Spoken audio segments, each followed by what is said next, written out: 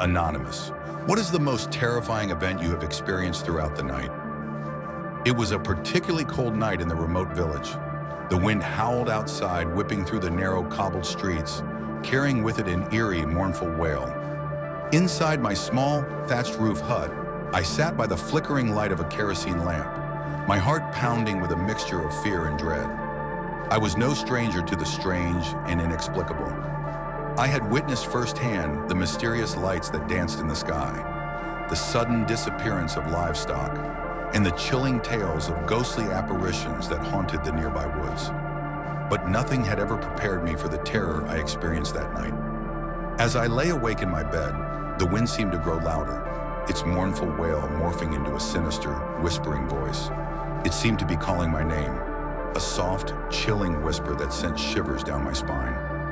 I tried to convince myself it was just the wind, playing tricks on my tired mind, but the voice persisted, growing louder and more insistent. Fear gripped me as I realized I was not alone. I could feel a presence in the room, a cold, malevolent force that seemed to be watching me. The hairs on the back of my neck stood on end as I heard a faint scratching sound coming from the corner of the room. Slowly, I turned my head, my heart pounding in my chest. In the dim light, I saw a pair of glowing eyes staring back at me. They were large, cold, and filled with a sinister intelligence. As I watched, the eyes seemed to grow larger, and a shadowy figure began to emerge from the darkness. It was tall, gaunt, and shrouded in a dark cloak. Its face was obscured by the shadows, but its eyes burned with an otherworldly intensity. Terror paralyzed me as the creature approached my bed.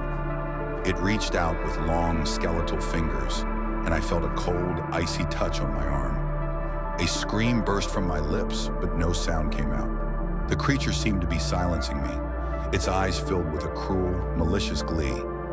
Just as the creature was about to strike, I felt a surge of energy course through me. I managed to summon all my strength and push the creature away. It stumbled backward, its eyes filled with surprise and anger. With a final chilling scream, the creature vanished into the darkness, leaving me alone in the cold, silent room.